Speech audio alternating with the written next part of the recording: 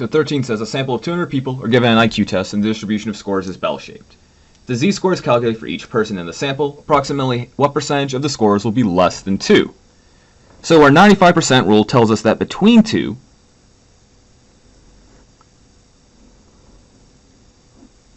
so go from -2 to +2, that's going to be 95%. Well, the question wants to know what's below 2. So that includes everything between here and here, plus this little tail area down here. Well, if the whole part is 95%, the area under the curve, everyone who has it, has to add up to 100%. So that means there's 5% left over here and here. And since a normal curve is symmetric, or if something's bell-shaped, it's symmetric. So if there's 5% in both tails combined, and the two tails have to be the same because it's symmetric, that means half of it is going to be left over here.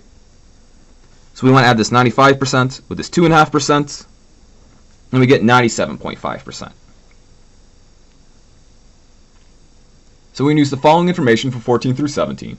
A high school statistics class wants to estimate the average weight of chocolate chips per cookie in a generic brand of chocolate chip cookies. They collect a random sample of all cookies, rinse away the baked dough, and obtain a weight in grams of the chocolate chips for each cookie. Based on their data, the 95% confidence interval for the average weight of chocolate per cookie goes from 5.65 to 6.35 grams.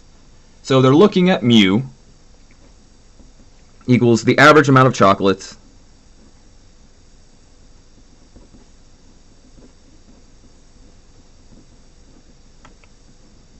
per cookie, and what they believe is based off the sample of cookies they took, this mean could be somewhere between 5.65 and 6.35. So with 95% confidence, we can infer that each cookie for this generic brand is approximately between 5.65 and 6.35. So this says that each cookie, this is talking about the population itself, not the mean of the population, mu. So this statement is invalid because it always needs to be out the parameter itself. It says that we can infer that the mean for each cookie is approximately between 5.65 and 6.35. Then that would be correct. Because since it's talking about each individual cookie itself, it's not correct. 16 says we can infer that 95% of all cookies from this generic brand will have between 5.65 and 6.35.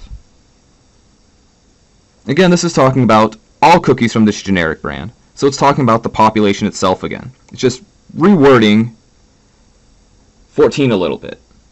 So this one would also be invalid. And then 17 says, with 95% confidence, we can infer that the interval of 5.65 to 6.35 grams includes the true average weight of chocolate per cookie. So this true here indicates we're talking about mu, which is what the confidence intervals are always about. Confidence intervals are always trying to estimate what the actual parameter is. So this one would be valid. And then 18 says, which simulation method could have been used to estimate the standard error? So to create a confidence interval, we need a standard error. So A says create a bootstrap distribution by taking samples with replacement from the original data.